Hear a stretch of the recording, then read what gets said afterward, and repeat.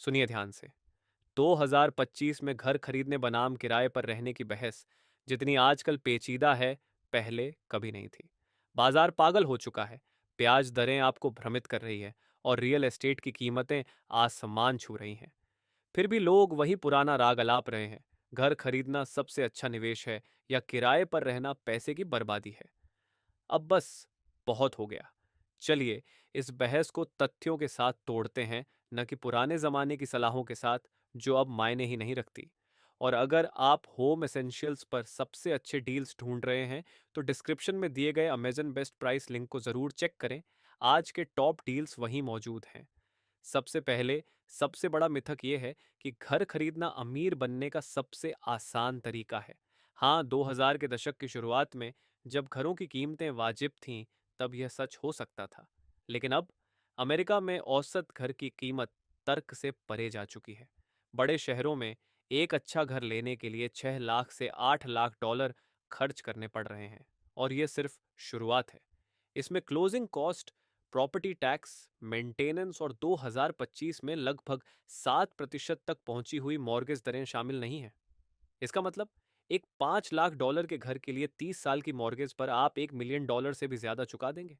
और इस सब के बावजूद घर आपका पूरी तरह से होगा भी नहीं, जब तक कि आप दशकों तक भुगतान करते रहें। और हाँ, छतें हमेशा नहीं टिकती और पुरानी प्लम्बिंग को भी बदलवाना पड़ता है, यह भी मत भूलिए। अब बात करते हैं किराए की। लोग कहते हैं कि किराए पर रहना पैसे की बर्बादी है। बिल्कुल नहीं। किराया लचीलापन देता है। आपको 30 साल के मॉर्गेज में जकड़ा नहीं जाता, जिससे आपकी पूरी फाइनेंशियल लाइफ कंट्रोल में आ जाती है। आपको प्रॉपर्टी टैक्स, अचानक होने वाले मेंटेनेंस खर्च या बाजार गिरने के तनाव की चिंता करने की जरूरत नहीं होती। क्योंकि हाँ, रियल एस्टेट बबल फूटते हैं और फिर फूटेंगे। 2025 में किराए पर रहना सिर्फ बजट की बात नहीं है, ये फ्रीडम की बात है। आप जब चाहें तब मूव कर सकते हैं, महंगे इलाकों में बिना करोड़ों खर्च किए रह सकते हैं और अपनी बचत को ऐसी जगह इन्वेस्ट कर सकते हैं जहां असल में ग्रोथ मिले, जैसे स्टॉक्स, बिजनेस या कोई साइड हसल। जरा हिसाब लगाइए। अगर आप $2,500 प्रति माह किराए पर खर्च कर रहे हैं तो साल का खर्च $30,000 हुआ। 5 साल में यह एक 150,000 होगा। ये सुनने में ज्यादा लग सकता है, लेकिन इसे एक $6 लाख के घर की मॉर्गेज से तुलना करें, जिसमें आप पहले 5 साल में ही करीब $2 लाख सिर्फ ब्याज में चुका चुके होंगे। और फिर भी घर आपका नहीं होगा। अब आते हैं असली दिक्कत पर। घर खरीदने का खर्च सिर्फ मॉर्गेज तक सीमित नहीं होता। इसमें इंश्योरेंस, रिपेयर्स, एचओए फीस और लगातार बढ़ते प्रॉपर्टी टैक्स भी जोड़ लीजिए। जो स्मार्ट इन्वेस्टमेंट की तरह शुरू हुआ था, वह एक आर्थिक जाल बन जाता है, जहां आपको सिर्फ इसीलिए नापसंद नौकरी करनी पड़ती है ताकि आप पेमेंट्स बना सकें। और अगर आपने घर खरीदकर एयरबीएनबी के जरिए पैसा कमाने का प्लान बनाया है, तो यह भी भूल जाइए, क्योंकि 2025 में कई शहरों में शॉर्ट टर्म रेंटल्स पर सख्त प्रतिबंध लग चुके हैं, जिससे मकान मालिकों के लिए मुनाफा कमाना मुश्किल हो गया है। लेकिन एक बात साफ है, कुछ परिस्थितियों में घर खरीदना फायदेमंद हो सकता है।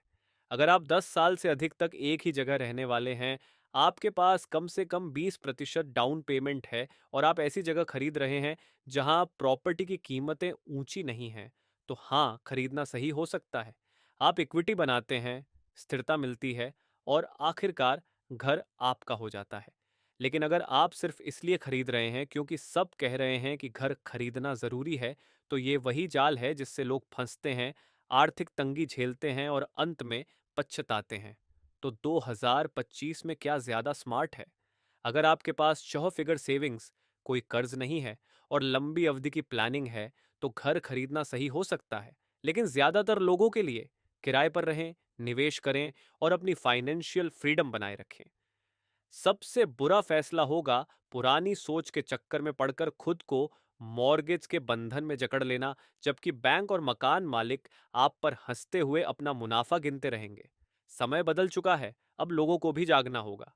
अगर आप अपने घर के लिए स्मार्ट डील्स चाहते हैं, तो डिस्क्रिप्शन में दिए गए अमेजन बेस्ट प्राइस लिंक को चेक करें।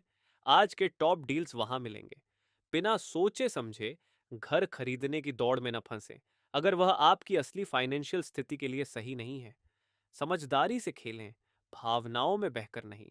और उन लोगों की बातें सुनना बंद करें जो खुद आर्थिक रूप से तंग हैं और आपको रियल एस्टेट की सलाह दे रहे हैं। ये है क्यूए जेस्टिक टेक हिंदी, जो आपको सच बता रहा है कि 2025 में किराए पर रहना या घर खरीदना कौन सा फैसला बेहतर रहेगा।